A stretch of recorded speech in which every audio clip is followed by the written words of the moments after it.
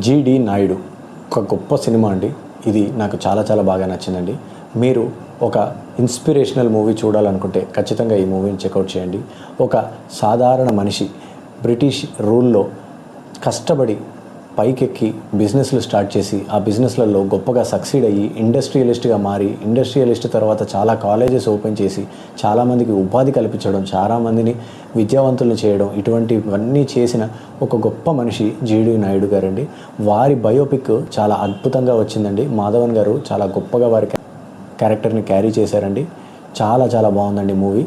ఈ మూవీలో నాకు నచ్చింది ఏంటి అంటే, దీన్ని ఒక బయోపిక్ అయినా సరే ఎలివేషన్స్ కానీ, కావాల్సిన ట్విస్టులు కానీ, కావాల్సిన స్టోరీ కానీ, గ్రిప్పింగ్ పర్ఫార్మెన్సెస్ కానీ అన్నీ ఇది ఒక ఫ్యాంటసీ అన్న, ఒక ఫిక్షన్ అన్నా సరే నమ్మేంతగా ఉందండి. కానీ ఇది ఒక ట్రూ స్టోరీ అండి. జీడి నాయుడు గారు నిజంగా మన సౌత్ ఇండియాలో ఉన్న ఒక మనిషి అండి. వారు చాలా చాలా గొప్ప పనులన్నీ చేశారండి, ఇందాక చెప్పుకున్నవన్నీ కూడా. సో మనం అటువంటి మనిషి యొక్క జీవిత చరిత్రని చూడడం, ఆ హిస్టరీని తెలుసుకోవడం చాలా చాలా ఇంపార్టెంట్ అండి.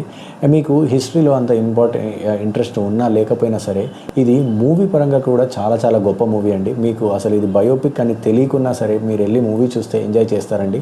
ఒక మనిషి కింద నుంచి పైదాకా రావడానికి ఎంత కష్టపడ్డాడు, ఎటువంటి ఆటుపోట్లను ఎదుర్కొన్నాడు, తనని కిందికి లాగడానికి ఎటువంటి కుట్రలు చేశారు, ఎవరెవరు అవరోధాలు సృష్టించారు, వాటన్నిటిని అతను ఎలా ఎదుర్కొన్నారు, ఎలా దాటారు, అవన్నీ దాటి తను పై స్థాయికి ఎలా వెళ్ళారు అనేది ఈ మూవీలో కనిపిస్తుందండి.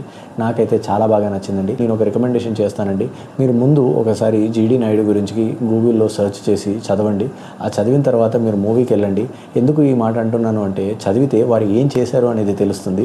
మూవీకి వెళ్తే అన్నిటినీ అతను ఎలా సాధించారు అనేది తెలుస్తుందండి. అందుకని ఒకసారి రీసెర్చ్ చేయమంటున్నాను.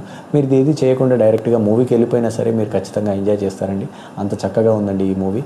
నాకు ఇందులో సత్యరాజ్ గారి పర్ఫార్మెన్స్, మాధవన్ గారి పర్ఫార్మెన్స్, దుషారా గారి పర్ఫార్మెన్స్, ఇంకా క్యారెక్టర్స్ చేసిన జయరామ్ గారు చాలా చాలా బాగా చేశారండి. వీరందరూ చాలా చక్కని పర్ఫార్మెన్సెస్ ఇచ్చి ఈ మూవీని ఒక గొప్ప స్టేజ్లో నిలబెట్టారండి. ఇటువంటి మూవీ చాలామందికి రీచ్ అవ్వాలని నేను కోరుకుంటున్నానండి. ఈ మూవీ చదువుకున్నవారు, చదువుకోని వారు, ఎంప్లాయీస్, వ్యాపారస్తులు, ఇండియన్స్, అబ్రాడ్గా ఉండేవారు ఎవరైనా సరే ఈ మూవీని చూడాలండి. చూసి ఖచ్చితంగా ఎంజాయ్ చేస్తారండి. మీకు తెలుసో తెలీదో జీడి నాయుడు గారికి ఫార్మల్ ఎడ్యుకేషన్ లేదండి.